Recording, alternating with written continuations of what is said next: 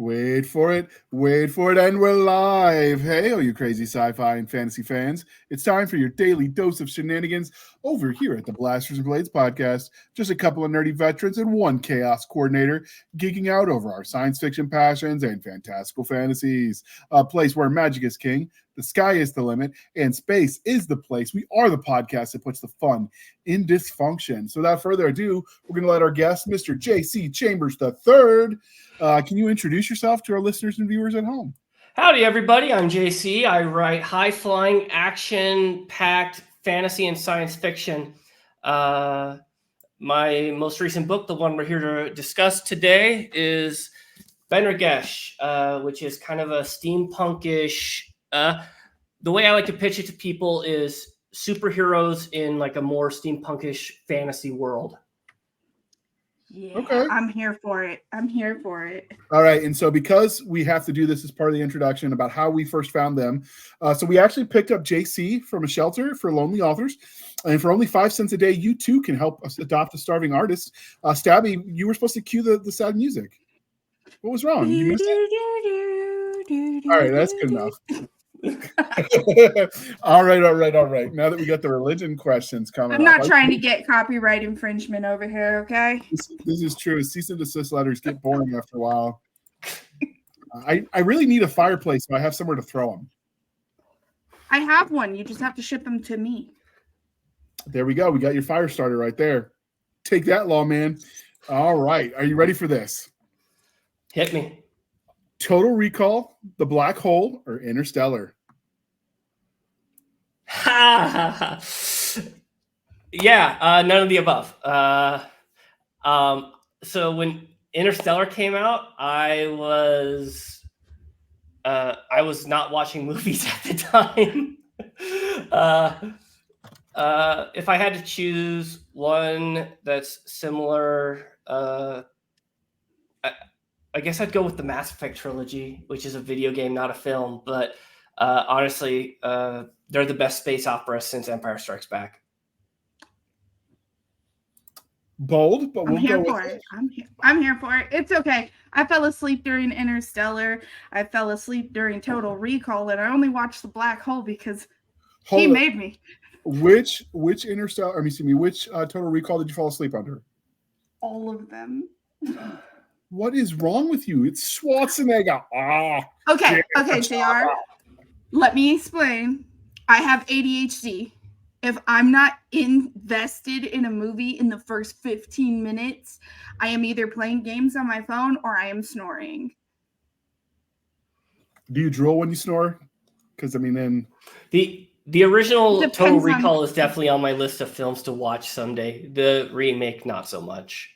The remake was okay, but that was one of those ones. Sometimes they do remakes. And it's like the original was good. Why are you doing this? Money. Yeah, the nostalgia thing. Just like supposedly Henry Cavill is supposed to be doing a remake of The Highlander. And I'm like, why? Make something new. Like The Highlander's been done. I can tell you why. Why? Is it money? Because the girls drool over Henry Cavill. Okay, but give him a different property with a sword. Just why the Highlander? That's how you get the girls into Highlander. It's not just the girls who drool over him. His cardio he's openly admitted on TV that his cardio has nothing to do with running. Well, I feel like no one has been more squandered by Hollywood than Cavill. Right? Like the dude is like a huge nerd. He knows his source material. He's buff as hell. He's a talented actor, and he just keeps getting shafted on projects. I'm really hoping his Warhammer series turns out awesome. I would love to see him cameo in the Fallout one. They just we're recording this on the 11th of April. They just launched today. As soon as we're done, I will be binge watching that because who needs sleep? Not me. I would love to see him in that one. I am admittedly not interested in the Fallout show. To be fair, the Fallout games never really clicked with me. and I'm sure I'm getting somebody watching this going, "What do you mean it didn't click with you? Fallout is the greatest thing ever made." Fallout and Elder Scrolls are my 2 RPG crack addictions. So my first Elder Scrolls was Oblivion, and I loved it. Well, not Morrowind? No, I was a little too young for Morrowind. Sorry to reveal my age a little. But I have gone. So I played the heck out of Oblivion. I played the heck out of Skyrim. I went back and I've played Daggerfall, and I love Daggerfall. It's probably my favorite of the 3 that I've played. I don't think I've ever played Daggerfall. Have you done the one where they're in the capital? The Breton capital. I'm drawing a blank on it. There was anyway. Yeah, I played. I did Skyrim. I did Morrowind. I haven't done Daggerfall, and I did the one where they were in the main city. That might be Oblivion. I'm thinking about. Yeah, Oblivion is the Imperial capital. It's the one with like the big white tower, right? Yeah. That's what I'm thinking about. That's Oblivion. Yeah. So that's Oblivion. I loved it. It was the first time I'd ever played a game like that. Like, just blew my teenage mind. My son and I used to have a ritual. We'd play it together.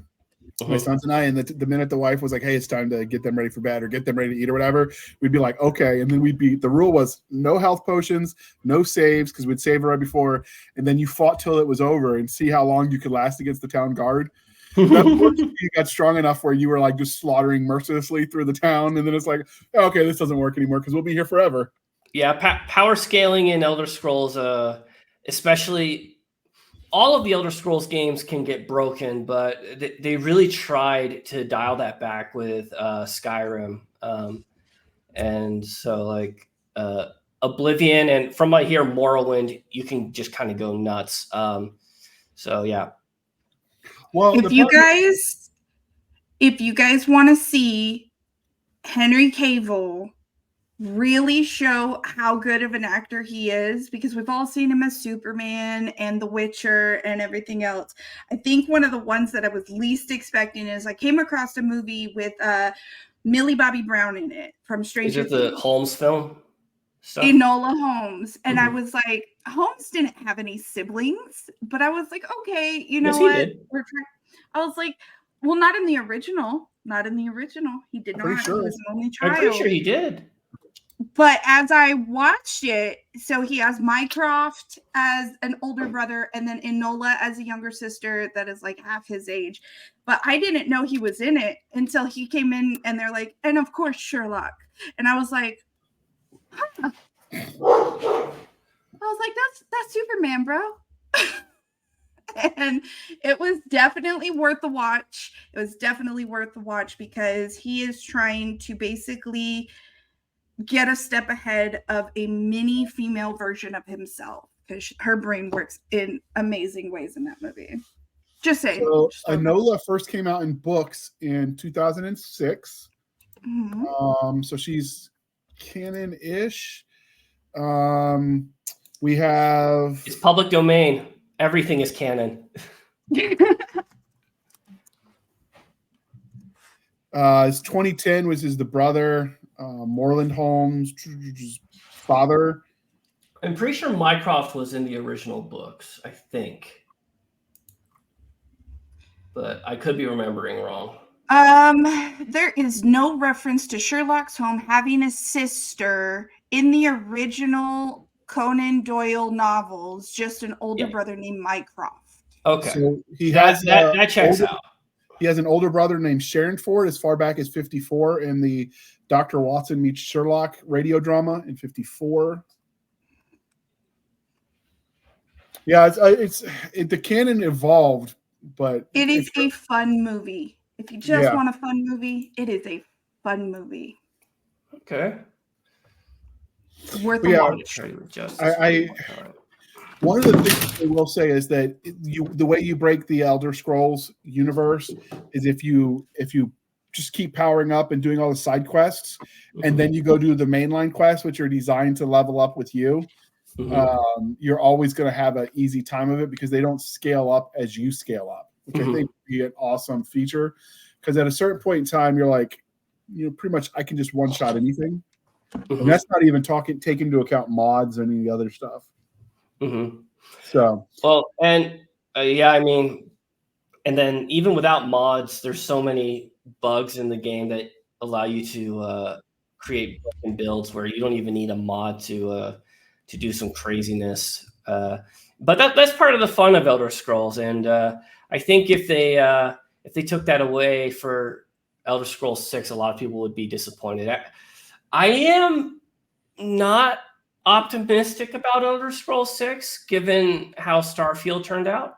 Yeah, any property that wants to go purely online play and pay as you go, I'm just not really interested. I don't have the time. I play solo campaigns because I can pause it when I pause and the world stops. I don't need to have to worry about paying to stick a shield or a guard or whatever mechanism they use just so I can have a life outside of the game. I just don't have the investment anymore.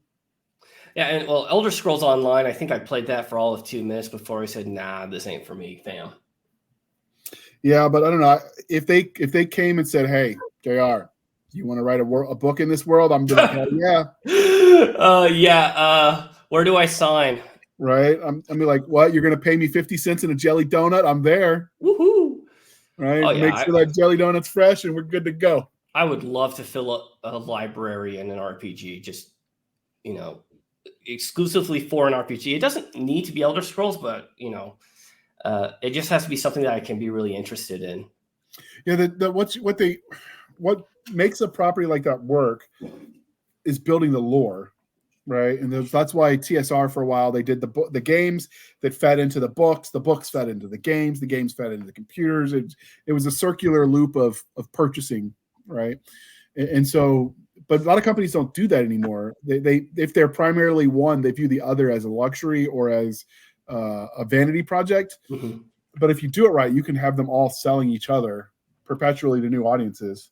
So. Yeah. See, I'm a computer programmer by day, and I've been doing video game development as a hobby for years. So not at the moment. I'm focusing on writing, but the idea of expanding into like making games based on the books I write is actually a possibility for me, just because that's something I can do. I've made my own RPG framework to use with Unity, but when I was faced with the choice of, okay, do I want to spend 3 years working on this, or do I want to publish more books? I was like, I'm going to publish more books. Easier to make your money that way, I would think. I hope so. So because we couldn't decide on sci-fi properties, we got Starship Troopers, Mars Attacks, or Evolution. I'm going to go with Helldivers 2, which is heavily inspired by Starship Troopers. Is that a book series or is it just the video games? It's a video game series. If there are books, I'm not aware of them. There is possible there's like a tie-in novel somewhere out there, but I've been playing the video game a decent bit recently. I've really enjoyed it. So the movie Interstellar that you picked, is that the one where he wakes the girl up on the voyage? I didn't actually pick Interstellar. No. I'm asking Stabby. She's the one who recommended it. Okay. I didn't recommend Interstellar. That was a Nick choice. Well, you married him, so you get stuck with the consequences. So I need to yell at Nick for exposing my pop culture blind spots. Okay. Okay. It's the one I'm thinking about. I picked Mars Attacks because, come on, the gak aliens are hilarious. And then I picked Evolution because David Duchovny is hilarious in that whole movie with what's her name? Julianne Moore, I think. And then I chose Starship Troopers because it's Starship Troopers. Come on. Yeah. Yep. I'm well aware how egregious a sin it is for me to have not seen Starship Troopers or read the book, but I'll get around to it someday. Ooh, I still get hate mail about my thoughts on the book, so I'm just saying maybe keep it to yourself if you don't like it. All right, and because we've got to cover the fantasy side, We've got Practical Magic, Matilda, or The Witches. I'm going to go with Matilda. Okay. Who doesn't love Matilda? I love Matilda. The angry principal lady doesn't love Matilda. That's true. What That's was true. her name? Miss Trunchbull. So yeah, that was it. So with Mrs. the Practical Magic, do you mean the TV series or do you mean the movie? Okay, so I'm just gonna lay this out really clear so we're all on the same page. Practical Magic is the movie about the witch sisters who have the worst luck in love because of an old curse and little screechy beetles that follow them around and kill their loved ones off. It has Sandra Bullock and Nicole Kidman in it. And they have midnight margaritas with their aunts. I'm just saying. And it was on a Monday. So midnight Monday margaritas to boot. Who doesn't love that? The show was called The Good Witch, and that's the one that had what was her name? Catherine Bell. Okay. Mm-hmm. It's called The Good Witch, and she's the one that did like sly magic, and everybody thought she was a witch, but she never came out and said it. Yeah, we tried to watch that one, and I just got too drawn out and boring, and I'm like, this is too soap opera-y for me. Yeah, the first season, technically the first season was a couple movies, and that was with her first husband. When they went into the second part of the series, they just did a straight up series, and that was how she met her second husband, and their family kind of became one. And it was a good show. I made my son sit down and watch it because he's like, Mom, you watch all this girl stuff. One season in, and he's like, you better not continue watching without me. I gotta know what happens. So I didn't care enough, so I didn't finish the first season, and I didn't know there were movies that came before the TV show. Yes. That would definitely throw you for a loop too. I can barely keep up with the shows that I actually want to watch. So I am in the process of watching. I just finished the Vampire Academy, and I've just been told that those were actually books. So now I'm like, okay, I got to read the books. And then I've been watching I've just finished binge watched season 1 of Bitten, which was werewolves, which is kind of cool. And now I'm like, oh, those are books too, because I don't have enough books to buy and an empty pocketbook, right? Like, man, it gets expensive when you're addicted to reading. So yeah, and then of course I got Fallout starting, so I'm gonna have to watch that because reasons. So at a certain point in time, I'm like, do I really need to sleep? I bet I could pop some no-dos and I'll be okay. Let's see. The next show coming out that I actually plan to watch is the new season of My Hero Academia, which is an anime. Oh, nice. Yeah. And if they continue it, the Rick Riordan Lightning Thief Camp Half-Blood, whatever they're calling the Disney version, I watched season 1 and I didn't hate it. It was pretty good. I know a lot of people complained because Athena's daughter was black instead of white like the books. And I'm like, sometimes I care.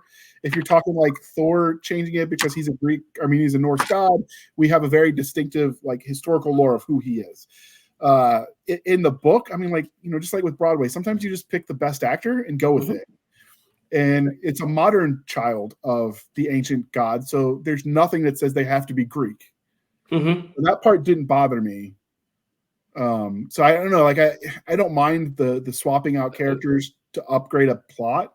Like I've historically said on this show, Starbuck as a woman worked for me better than Starbuck as a man because the motivation to keep her with the Adama family, like it worked for me because she was the lover of the guy that died and she signed off on his piloting thing so that way he could keep daddy happy. And then because she signed off on an unqualified pilot when he dies, now it's her fault.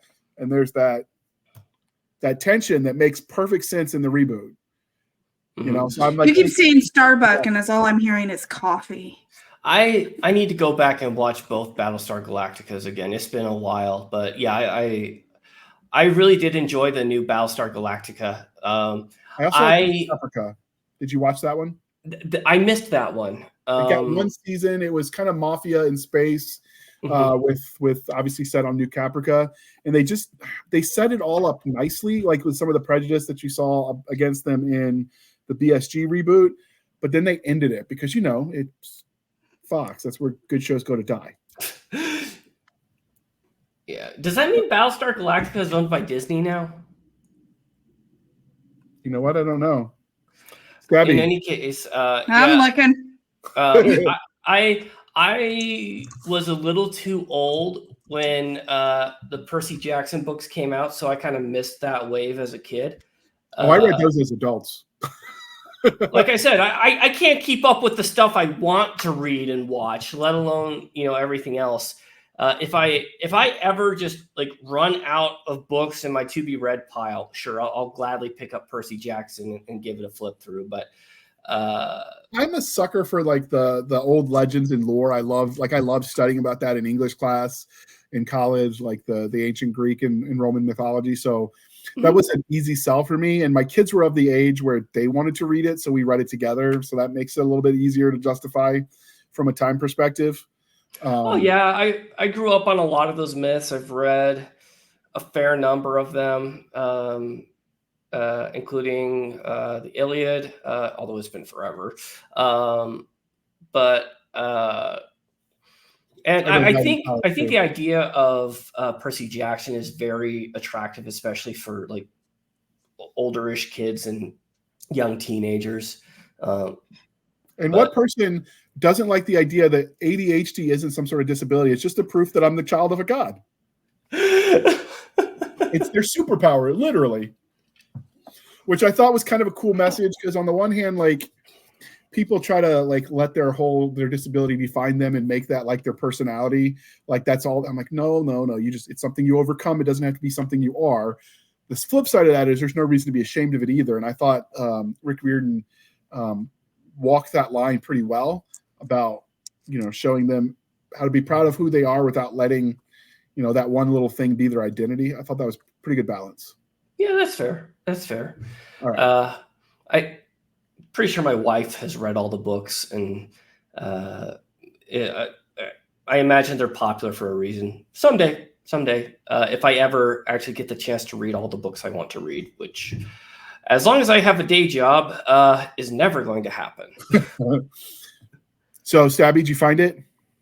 Okay, so Battlestar Galactica is owned by NBC Universal, which is a subsidiary of Comcast. So that would be Sci-Fi Channel put it out then?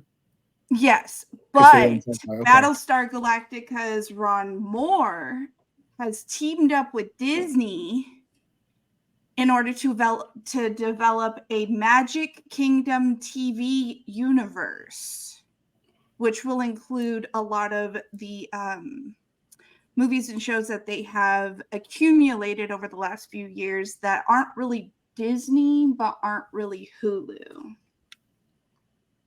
Okay. All right, let's get back on the religion questions. We're going to move right along. So what's your favorite bird, since you've told us your favorite dinosaur? That's got to be peregrine falcon. Falcons are cool. And his favorite dinosaur was a Gundam, if you missed that episode. Not a Zoid, a Gundam. Yeah, absolutely. I mean, I get it. It's a big stompy robot. Chicks dig giant robots. Everybody digs giant robots. Yeah, all right. We just talked about Heather about that. Because we like to remember our affiliate sponsor with Coffee Brand Coffee, who sends us pennies every time you order coffee from them with the code podcast grunts. We're going to ask you what you're drinking right now. Let's see. I've got Kroger brand Big K Dr. K. So it's knockoff Dr. Pepper, 0 sugar. And I've got water. Well, nice. What caffeinated beverages do you drink besides the Coke in the summer? Do you drink hot chocolate, hot tea, cold chocolate? Well, I guess that's just chocolate milk, isn't it? Well, I don't think chocolate. Well, I guess chocolate milk would have the caffeine because chocolate has caffeine in it. Yeah, I'm a hot cocoa guy. I like standard caramel, peppermint. If it's hot and chocolatey, I'll probably enjoy it. So, dear listener, this is where we ask you: if you let your hot chocolate get cold, does that just make it chocolate milk? Inquiring minds need to know. I'm going to say no. I think if you let your hot chocolate get cold, it becomes sludge. Yeah, that's yeah. Okay, it goes down the sink. It settles to the bottom. It never really remixes. It just it's too cold. All the liquids dissolve stuff better when they're warm, and so cold hot chocolate is no Grit. bueno. Grit sludge. You know, kind of like the coffee you used to drink in the army, JR. You're going to give me flashbacks. All right. So we're going to move on now that we've got that out of the way and we're 25 minutes in. I'm just going to go ahead and play this commercial, and then we'll jump back to talking about what you've written and then the book that brought us here. All righty, and go. If Princess Linathena cannot stave off civil war, then a mad goddess will surely take the throne. The king of Lithonia is dying. When he is gone, Lithonia will be ruled by either a cruel sadist or a 6-year-old boy. Princess Linathena Morthon is third in line, and she has no intention of letting her country burn. She will do whatever she must to protect her people, even if that means leaving the country she loves. When the mad goddess of Hathor sets her gaze upon Lithonia's throne, the king decides to use Princess Linathena as a bargaining chip with his closest allies in Cael'Danan. Now stranded in a foreign country, away from her center of political power, Linathena must use every tool at her command to scrape together allies and save her country from a fate worse than death. But will her would-be husband be one of those allies, or just another enemy? Author Christina Gould debuts with a dark, high-stakes political fantasy where every new face hides a potential threat. Pick up From the Ashes and discover the shadow games that will determine the future of several nations. All right, thank you for sticking with us through that commercial interlude. As we move along, before we get too crazy, wicked deep into this, the book that you wrote, what other books besides the Cocoon Chronicles have you written? Yeah, so I've got the Cocoon Chronicles. I took part in a round robin novella a while back. It's on my website. A few years ago, I published a novella with a small press and really enjoyed it. But when they went under, the publication rights went a little weird. But so I'm waiting for that to come back online. And I'm in no rush. I adore the people who I worked with and have no bad blood with them. I love them to death. So that's my current bibliography. And I have an upcoming space opera, which is Arthurian Myth in Space. It's called Star Caliber is the series. And I actually recently did a cover reveal for it, which I'm really excited about. I don't know if you want me to send that cover over to you or not, but in any case, so that's what I'm working on right now. And the first book should be due out in 2 to 3 months, give or take. It depends on how quickly editing goes. So it definitely depends on, how quickly editing goes. And let me pull up that cover really quickly, and send it over to you if I can. There it is. And download. All right, that sounds interesting. I'm sorry. Yeah. Go ahead. Are you a Stabby? While he's doing that, are you a King Arthur fan, or is that just a Nick thing? I like King Arthur. I'm not as deep into it as Nick is. Like, he could probably tell you the entire story of it without ever opening a book, because he is very much into it. I know the general ideas, and I like all the spin-off. I enjoyed reading the books. I enjoyed watching the shows and the movies, but I'm not as deep. But I always find it fun to see people's different takes on it. Like, okay. I really enjoyed when they touch base on it in the movie Transformers. Mm-hmm. That Merlin's staff was actually from a Transformer, and his magical dragon was actually a Transformer. I thought that was cool as heck. The last Transformers movie I saw was the third one. I just gave spoilers. I am so sorry, darling. You can spoil literally everything about those films. The only way I'm ever going to watch those if it's on like the TV when I'm visiting somebody's house. Like, I genuinely enjoyed that one, and I think it was strictly because not only do you get more backstory behind some of the Transformers and their lineage, but they are getting that same information at the same time. So like you and Optimus are learning this new lineage at the same exact time, and you're like, oh, okay. So I did send that cover up. There it is.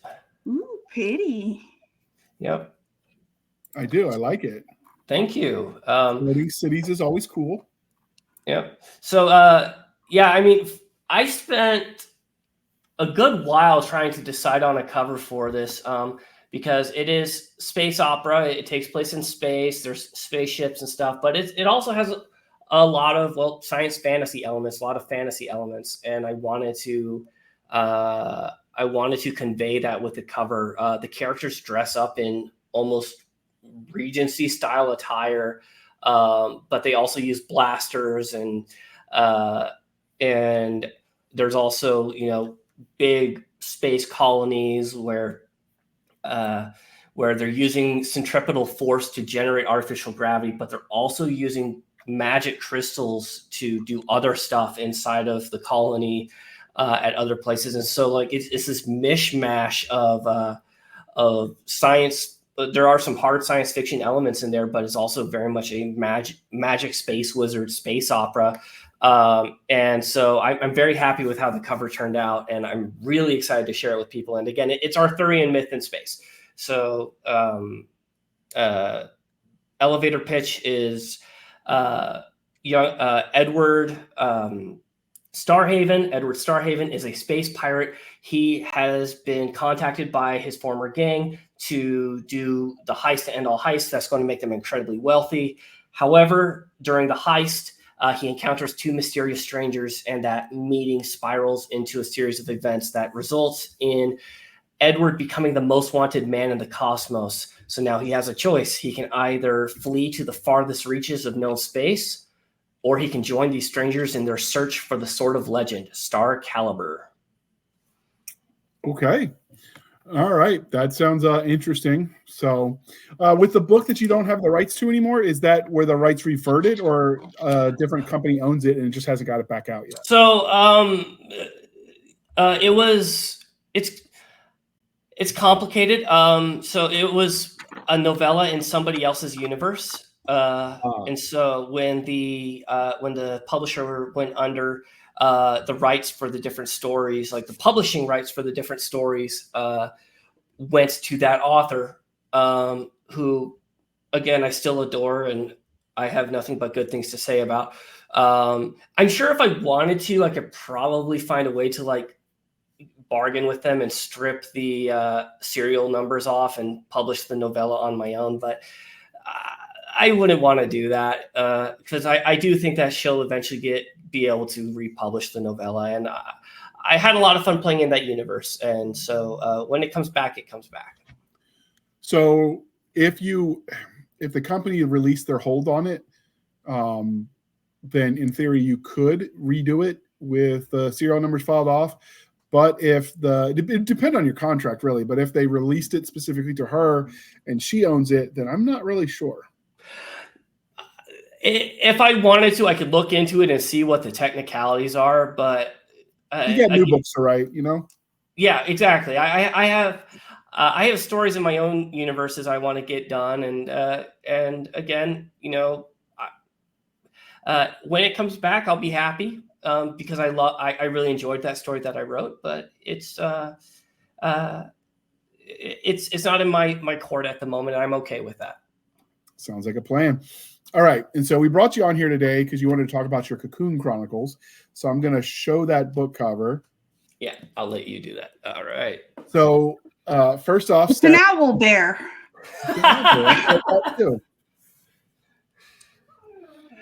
What was that, JR? I thought it was an owl bear as well. So What's the story? What's going on with this cover? Yeah, so Ben Ragesh, as I believe I said earlier, it takes place in an early 20th century style setting. It's got a little bit of noir, a little bit of Indiana Jones, but really what it is it's basically superheroes in a fantasy setting. It takes place in an original setting called the Cocoon. And I have multiple races inside of this world, which are original. So I don't use elves, I don't use dwarves, I don't use orcs. I love elves, I love dwarves, I love orcs, but I wanted to do something a bit different with this. And so the character on the front, he is what is called a sky shepherd. And there's a few interesting things about sky shepherds, but the thing that I had a lot of fun with is that they generally see via echolocation, which is kind of why I shaped his face a bit like a bat. Now, he has eyes. You ask, why does he have eyes if he uses echolocation? And little tidbit is that gets brought up in the book is he uses his eyes to see color. So with his eyes alone, everything is super blurry. He can't really see anything. But when he has the combination of his hearing and his eyes, his brain is able to map that color information onto the auditory information, so he's able to see things in color. Kind of like those whales. I don't remember what they're called. Beluga whales, where they're like, yeah, it's pretty similar to that. And I went a little more in depth into his race than I probably should have with that explanation. But yeah, so that's kind of an example of like the type of races that I wanted to build in this universe. I don't think all of them are quite as creative as the Sky Shepherds, but they all have their own distinct flares, and none of. I would say they bear more in common with Final Fantasy than with Lord of the Rings. But I had a lot of fun making those original races. I had fun making original monsters. There's some really freaky, creepy stuff in the book during some of the scarier moments, and I just had a blast making a very distinct world from what you usually find in fantasy, what steampunk or otherwise. You just sold me. You said creepy and freaky. I'm here for it. It's not the whole book, Stabby, just so we're clear. I am not a horror author, but I really do enjoy adding horror elements to my stories. I enjoy creating unnerving things when the situation calls for it.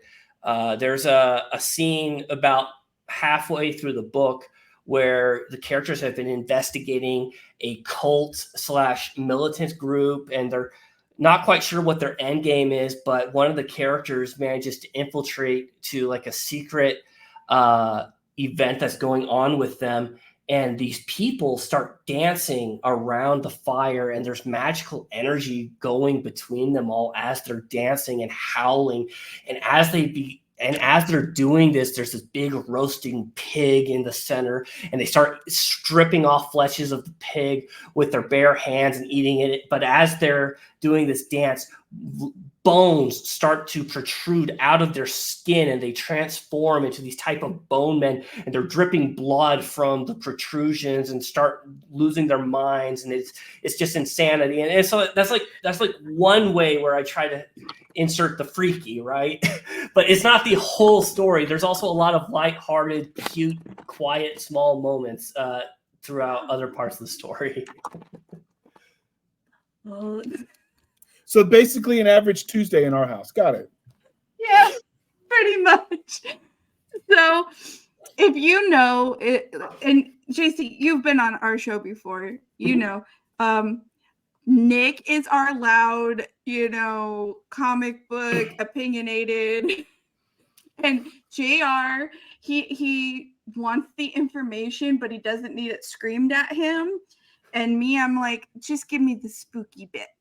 Spooky bits. So when we do sit down on a Tuesday or Wednesday or Thursday to have a conversation, it turns into the weirdest conversation. It really does. That's okay. There are definitely plenty of spooky elements in Ben Ragesh. I am here for it. So I had a lot of fun writing those. That's getting added to the bookshelf. You'll get a kick out of this, JC, because Stabby and I talked while Nick's at work too. We'll shoot the breeze, and so he came home once while we were talking, and he goes, "You can't handle her spookiness, so I'm good." Because she likes some darkness. Like I thought I was good with the army. She takes it like, "Ooh, did she really just say that?" No, I must have misread that. Let me read that. Ooh, it gets worse. Here's the thing about me.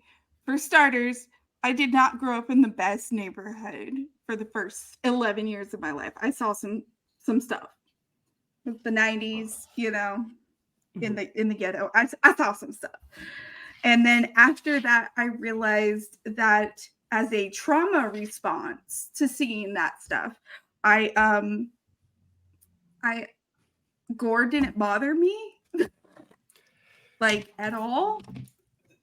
So it just kind of that's what's funny is I actually can't handle blood in real life. My own blood doesn't bother me. Someone else's blood, I'm like, no, I'm good, fam. You have a nosebleed. Can you leave the room, man? I know you're in pain, but like, go away. But what's funny is there is a ton of blood and gore and craziness in this book. And a lot of that has to do with my inspirations, which is anime. I wear my inspirations on my sleeve.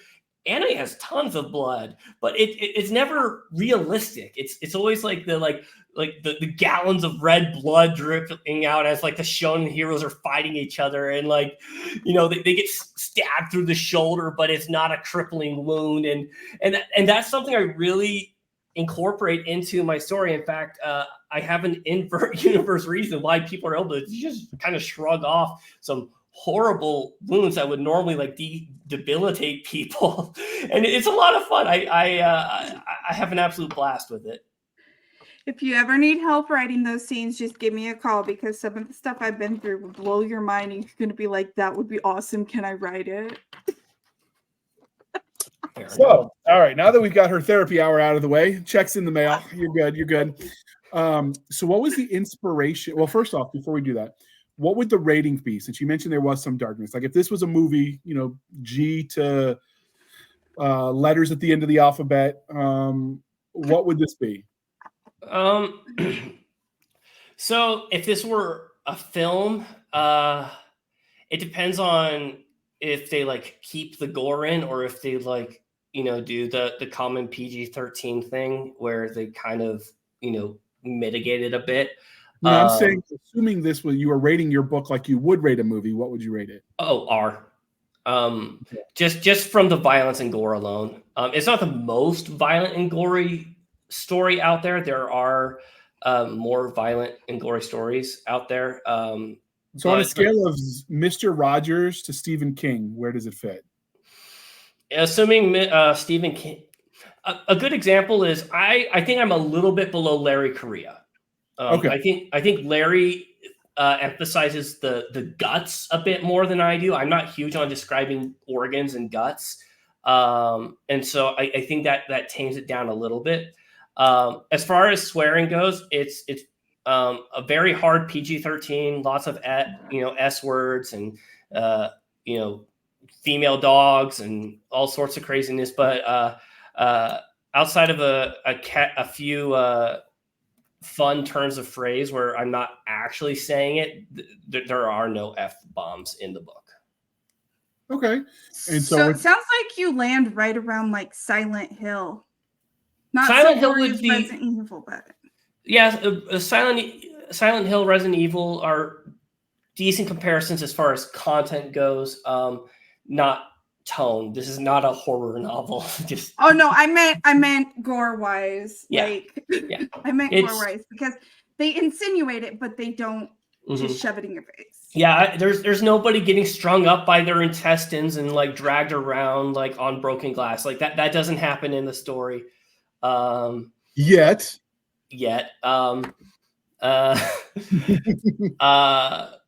I think the reason I don't focus on like the organs side of things is because like I think that is when I start to get a bit squeamish.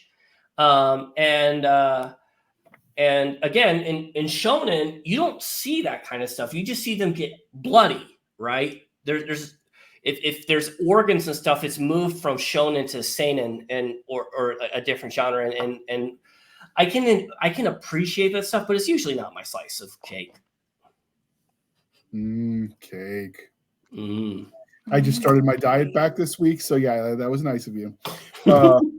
Anyway, all right. So, what was the inspiration for? Tonight. What's that? I said I'm making a cake tonight. Send me pictures, and I might gain weight by looking at it, but I want to anyway. All right. So, what was the inspiration for the Cocoon universe?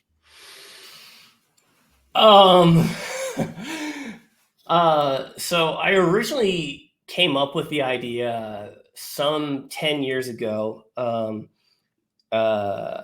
And I've written other books in the meantime, so it's not like I've just been focusing on one book for 10 years. But I came up with the idea 10 years ago, and truth be told, it kind of was born doubly as a video game idea and as a story idea, but it would be a pain in the absolute neck to turn into a video game. So I discarded that thought a long time ago. But I was not very fantasy literate at the time.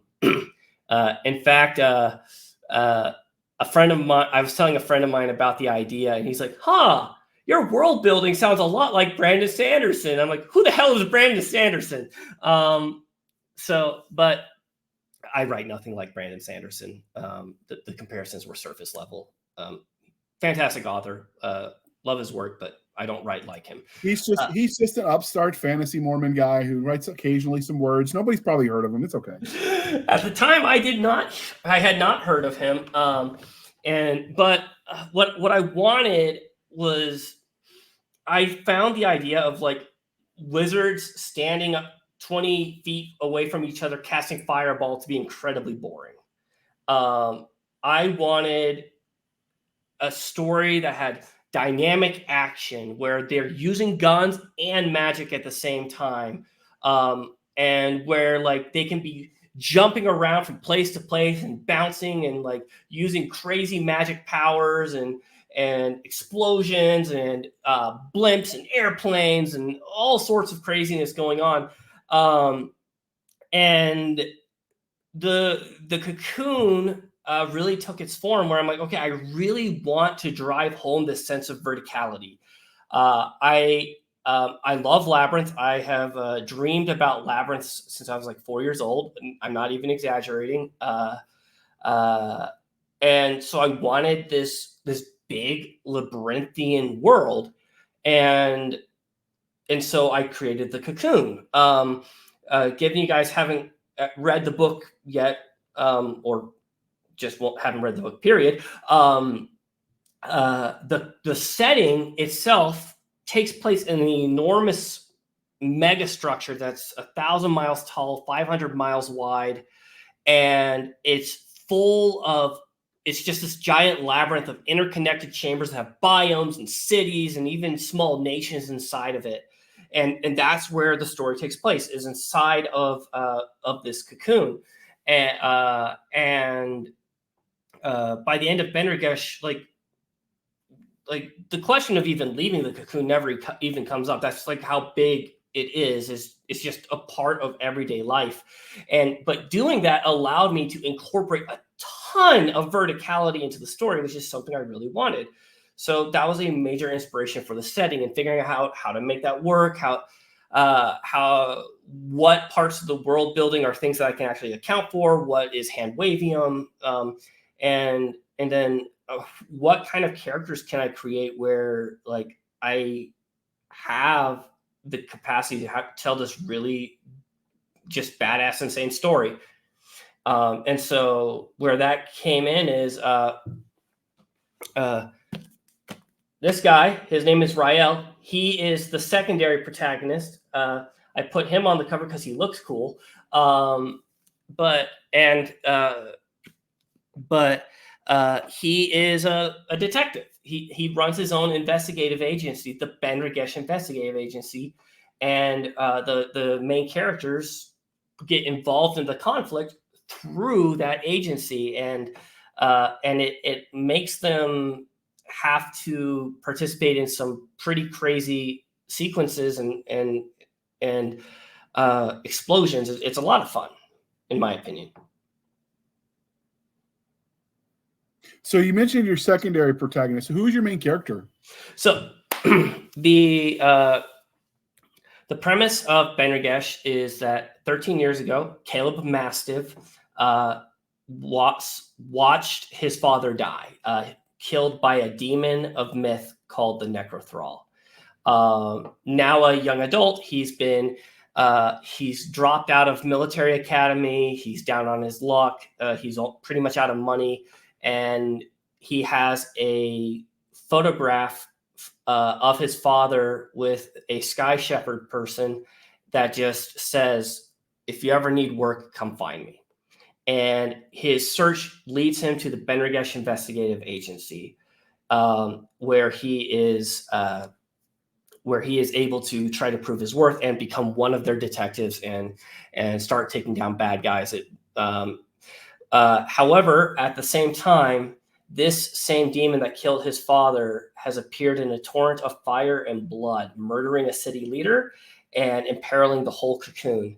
And so as Caleb is settling into this career as a detective, the reappearance of this demon has come to light, and now the key to defeating it is locked away in his memories of the day that his father died. And if he can't figure it out, everyone he knows is going to die. So do you dive into the existential question of what exactly the Cocoon is? Or is that just, it just is one of those things that's accepted as is and you move on? It is something that is accepted as is, but it is something that I hope to explore in future volumes. So have you plotted out the future volumes where you know where the series is going to go, or do you kind of write by the seat of your pants? I have a rough outline. I know how the series ends, and I know a few of the major beats to get there. But as far as I am not, the way I put it is my instincts as a writer are about 10 times better than my instincts as a planner. So I do outline, I write outlines. But when the time comes to actually write, I often deviate pretty hard from my outline. Okay. So you've talked about your main character and you've talked about the secondary character. Who is the bad guy? Is it just the demon, or are there other baddies out there in this world? There are definitely other baddies. For the purposes of Ben Ragesh, most, if not all, of the antagonists are in some way or another related to the Necrothrall, who is the big bad. But there's corrupt city leaders. There's the cultists I mentioned earlier. There are friends, old and new, who may end up becoming sources of conflict.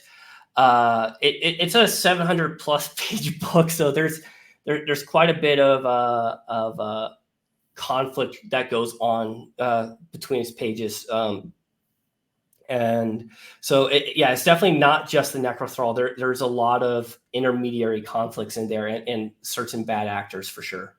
How many pages? You said 700. Was it like 250,000 words? About 225. Plus 30 pages of manga art. So when I was no wonder your hardcover is $40.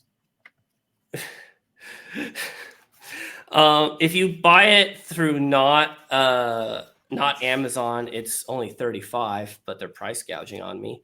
But that's a discussion about the sustainability of this book and this publishing strategy, which is that it's not sustainable.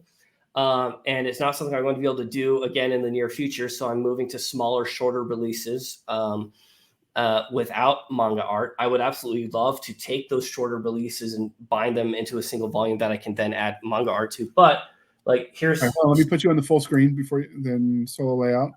Okay. So like, here's some of the manga art. This is Caleb, the main character.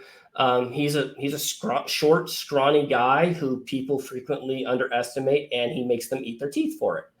Cool. And the magic itself actually lends itself to the idea that this scrawny guy is able to take on folks who are twice his weight. And I have a lot of fun in that regard. Here's another scene where he is trying to stop a terrorist from blowing up like the capital of the city that they're in. And part of that is they are actually riding a train. It's a fist fight on top of a train as it ascends vertically into the sky. And so they're fighting on top of it. It's going vertically into the sky. And there is a in-universe reason why they are able to fight on the train in this way, even though they should be, falling off. Why the train's even able to move vertically. And like, I love what the artist did with the art. He did such a good job. Is this in the ebook as well? It is. Okay. Well, we don't want you to show everything because we want people to have a reason to buy it and check it out. Because I'm willing to bet that's not in the preview because it's probably past the 10% mark. Yeah, I haven't actually checked where the preview ends, but yeah, there is I think at least one comic scene in the preview. So nice. So what made you decide to do that? That is not something you see a lot of people doing. So originally I was self-publishing. I wrote a good portion of Ben Regesh's a series of novellas. And I had published the second novella and I lost my day job the next day. As is probably obvious, I had not yet turned a sizable profit on those novellas.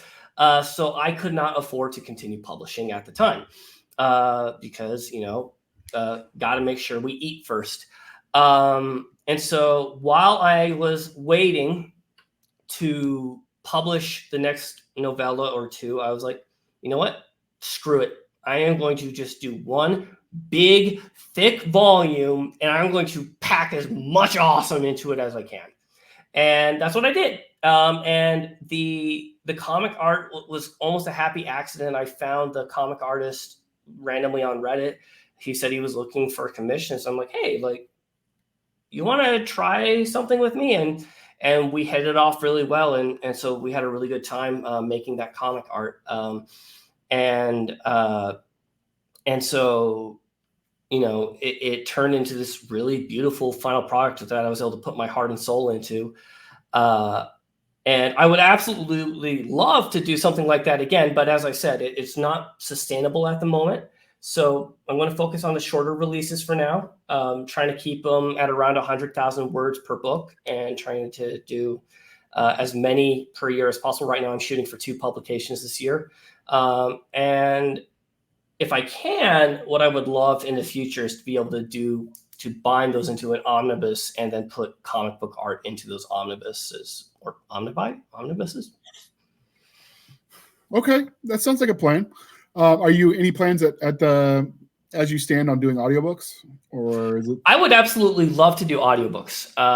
At the moment, I cannot afford to pay an audiobook artist. I've considered doing, just straight royalty split on ACX, but I'm ambivalent about it. I do prefer to pay people I commission up front for their work, and then I don't have to worry about it later down the road.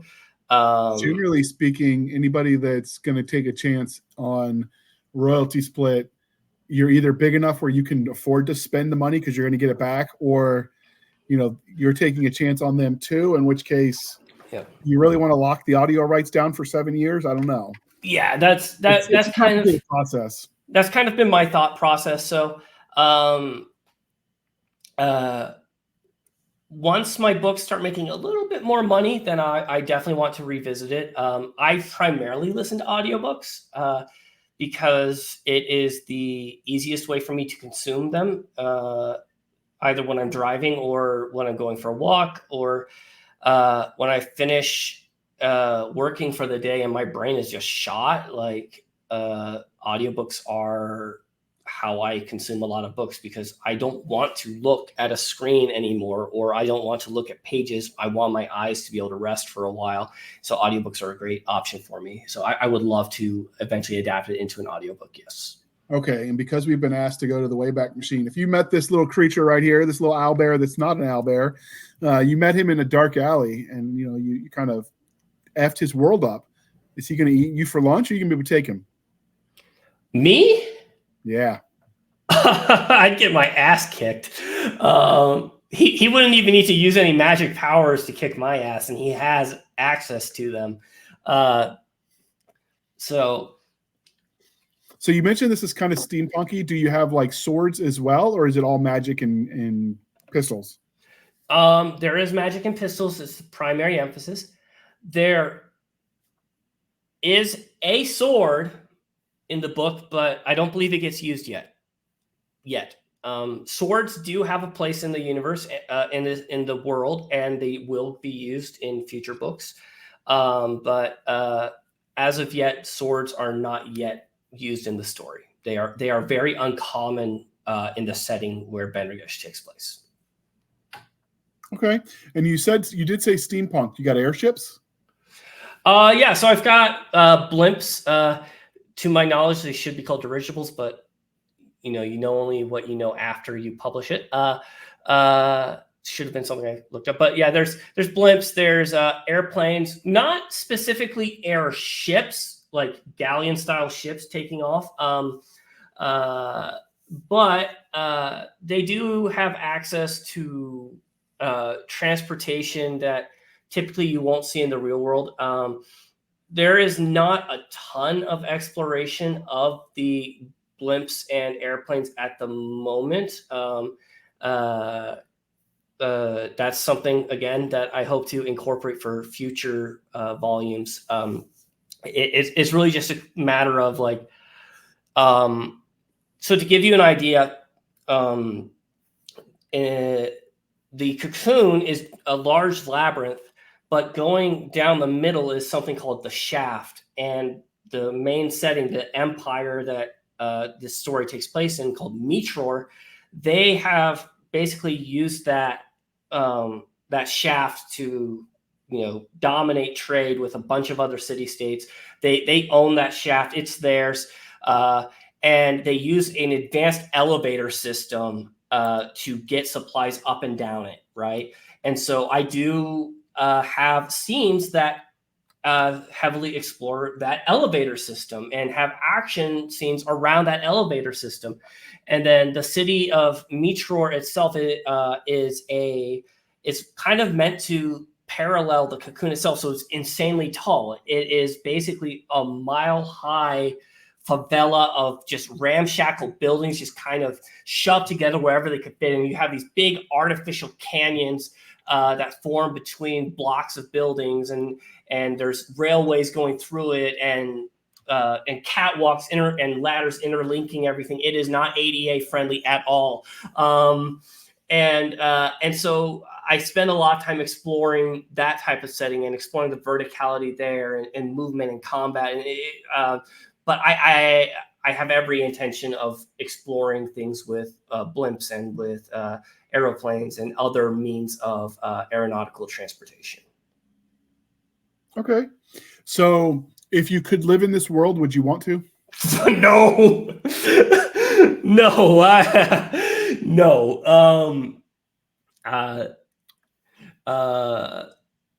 It's not the worst world out there. It's not grimdark. There are happy families in a lot of places. And I think if you're just a normal person, for the most part, you're safe until like the end of the book. Then it's a lot less safe for everybody.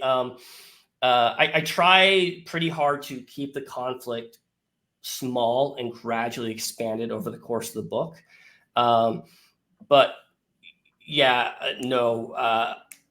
Even without like the cataclysmic, earth-shattering battles that begin to occur toward the end of the book, like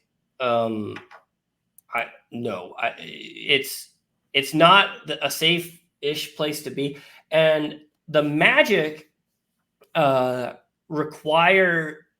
a strong correlation with physical strength. It's not necessary, but like when I say physical strength, I mean like physical exercise. You have to work for every ounce of magic power that you get in this world, basically. And so it's not even like I could be like the most awesome character because I know how the magic works. Like, no, I would still be screwed even knowing how the magic works. Yeah. Okay, that's fair. Most people, you're writing in books where things are in cataclysm, where things are chaotic and dangerous, because that's what makes it interesting. Generally speaking, that means there's also places you don't want to live. It's that old curse, may you live in interesting times. So yeah, but our couple of our backers have liked that question to see how people react to their characters in their worlds as a way. So we're trying to bring it back for them. Yeah, that's a hard no for me, guys. I choose life. I choose life. That's kind of on a t-shirt. Would you live in your world? No, I choose life. All right. If we do the character saying it when Nick draws it, has a beard to honor JC here. It's gonna have a big wolfed out fluffy beard. Okay. Was there anything about the world that we didn't ask that you think we really ought to know? I mean, I feel like we've dived in pretty deep. About the world, I think I'll just add this, that in case it doesn't get across, like the world is not necessarily what you typically encounter in a lot of traditional fantasy. Part of that is by design, but to make up for it, I feel like a lot of the characters will fit comfortable roles for a lot of readers. So my hope is that it shouldn't be overwhelming for readers, and more than that, I hope that they get really engrossed in the humor and the action and the stakes. I try really hard to give you people you actually care about, and then put them in really dangerous situations and have it grip you. And my hope is that more than any amount of world building, that's why people stay. That's why people keep reading. That's why they turn the next pages, to know what happens with the characters. Okay, that's fair. Obviously, you mentioned that this story is wide because you said it's not just available on Amazon. Is it on most? Was that? Oh, go ahead. Is there any plans to are there any retailers that you've missed that you think you're going to take it to, or did you go everywhere all at once? So as far as the ebook goes, the ebook is deep. It is not wide. The ebook is available on Amazon. It's on Kindle Unlimited, so you can read it, no risk. Okay. So just the print version is out wide. Mm-hmm. The hardcover is out wide, and the reason I did that is because Amazon does not have a well-established hardcover print on demand system, and even if they did, it's in beta right now, and I'm not super confident with the quality. So I went with Ingram Spark because I have comic art in my stories, and I want these to turn out as beautiful as possible. So that's created a little bit of friction. If you go to Amazon, it's up for sale for like $44 because price gouging. If you go to other retailers, it's available on Barnes & Noble and most online retailers in print.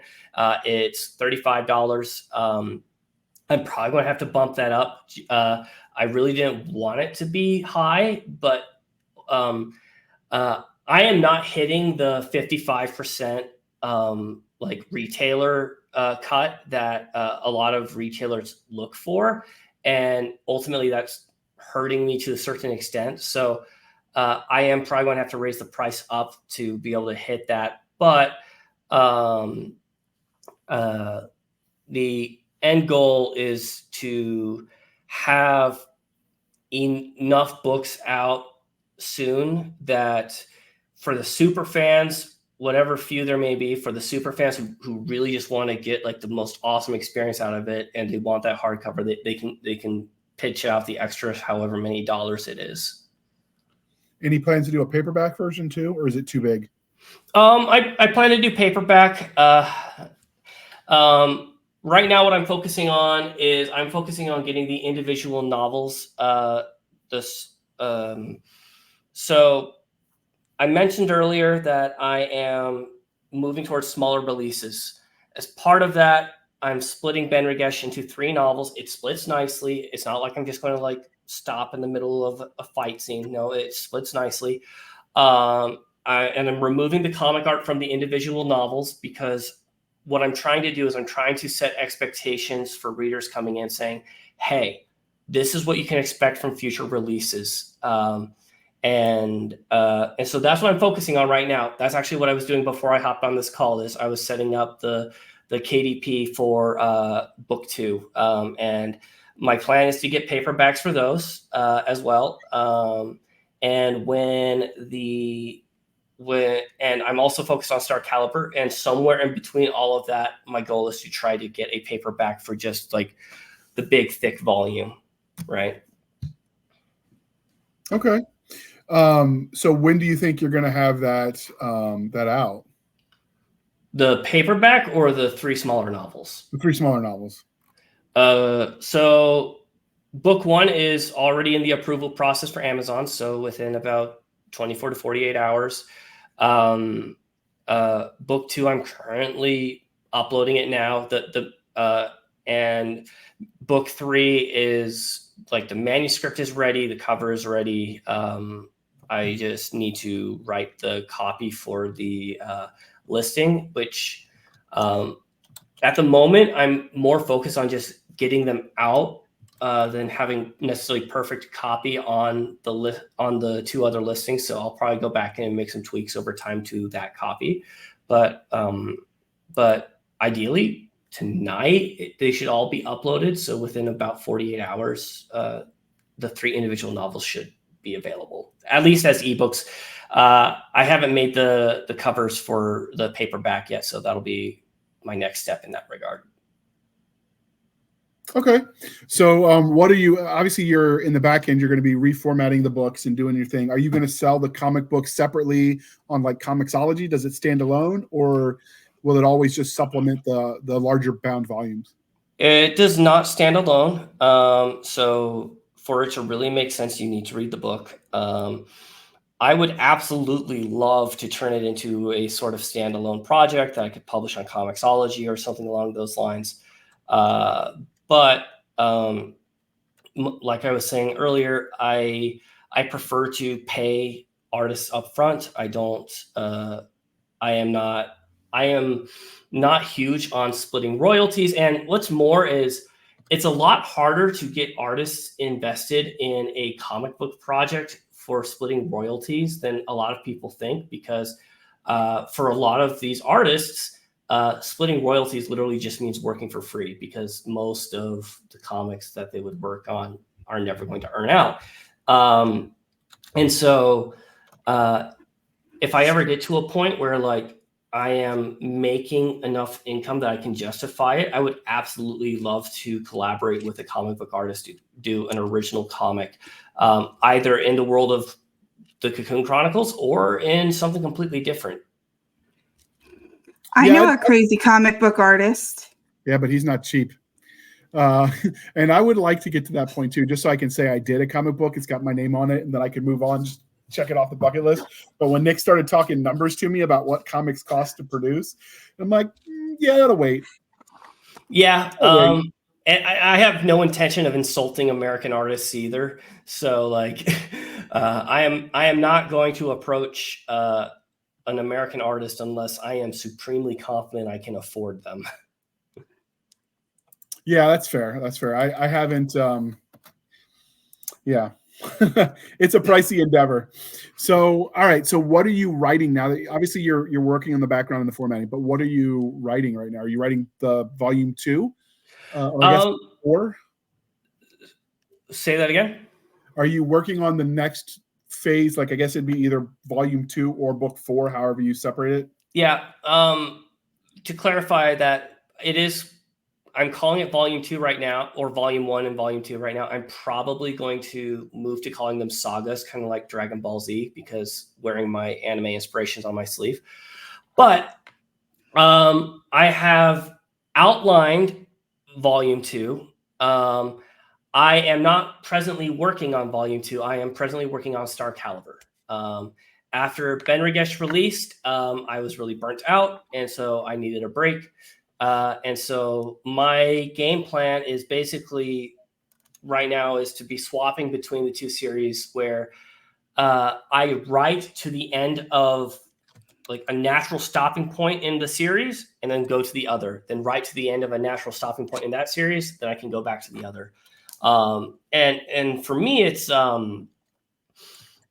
because if I were to write the sequel to Benrigesh as a single volume, right, that would be longer than Benrigesh.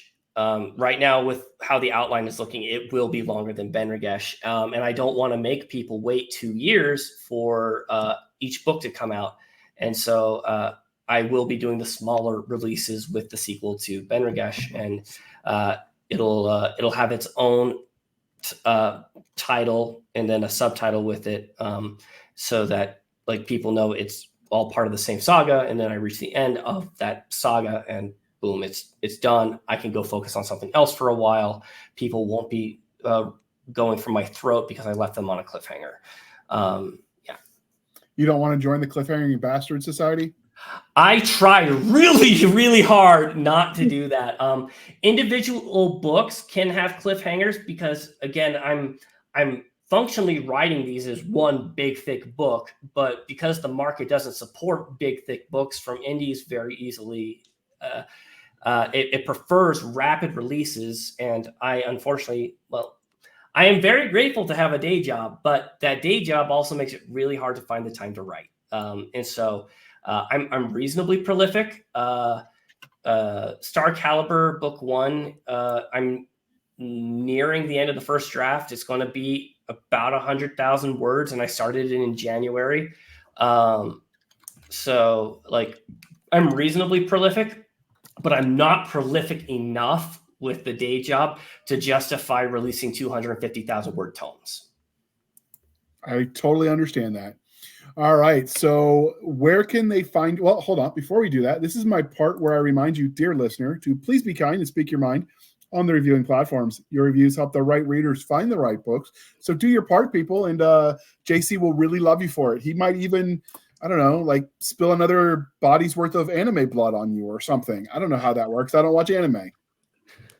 All right. So now that that's out of the way, how can listeners and viewers at home find you on the internet webs? Obviously, we're going to link in the show notes. Yeah. So the easiest way is through my website, jcthethird.com. That's jcthethird.com. I have a Facebook presence, like a public profile. I'm also on Twitter, X. Not super active there, but if you hit me up, I'll see it and I'll be happy to chat. I'm on a good mix of social media platforms, but yeah, my website has a link to, I think, everything. So if you hit the website, you should be able to find me wherever I'm at. Outstanding. And you can find us on our link tree, linktr.ee, linktree/Blasters and Blades podcast. Again, linktree/Blasters and Blades podcast, where we link to all the things, the BitChutes, the Rumbles, the YouTubes, the TikToks, the Twitters, the email Blasters and Blades podcast @gmail.com for professional purposes only, people. We have our Facebook group and Facebook page. And more importantly, we have Madam Stabby Stab on Instagram, Twitter, and email. And by the way, the TikTok, that's all her as she builds that up. So you're talking to her when you're on the TikTokers too. We have our website, anchor.fm/blasters-tech-blades. Again, anchor.fm/blasters-blades, where for as little as 99 cents a month, you can help keep the lights on. That will change in the not too distant future. I've got to figure out why it's not letting me merge into Spotify because they bought out Anchor FM, but we'll link to that in the link tree when all of that goes live and keep you posted. We have our buymeacoffee.com/author J.R. Handley. Again, buymeacoffee.com/author J.R. Handley. Be sure to put in the comment section that it's for the podcast, and I promise I will keep my co-hosts duly caffeinated. They will drink until the coffee pours out of their ears and turns their hair brown. And with that said, code is Podcast Grunts. Links in the show notes. You get 10% off. And thank you for spending some of your precious time with us. For my crazy co-host, I am J.R. Handley, and this was the Blasters and Blades podcast. We'll be back next week at the same time, where we'll indulge our love of nerd culture, cheesy jokes, and all things that go boom. All right, we appreciate you coming on and listening to us ramble for a little bit there, JC. Yeah, I had a great time. Always happy to hang out with Madam Stabby Stab and you and Nick when he's on. And so that day job, they wanted to go to work sometimes. I don't know what that's about. Should they just pay him for being pretty or something? Apparently that's not how it works, though. Nick is definitely the prettiest among us. Yeah, maybe he's just not pretty enough. We'll have to ask him. Man, you can only get by on your looks for so long, Nick. Apparently. Well, anyway, thank you for coming by. We'll have to have you back to talk about your King Arthur stuff when Nick can make it and when that's ready to launch. And then obviously you're coming on for some of the panels that we do, especially when we revisit some of the Gundam stuff. So it's almost like that's your religion or something. But seriously, thanks for coming. Yeah. Thank you so much for having me. And thank you for listening to me ramble about my story. No problem. It was fun. And with that,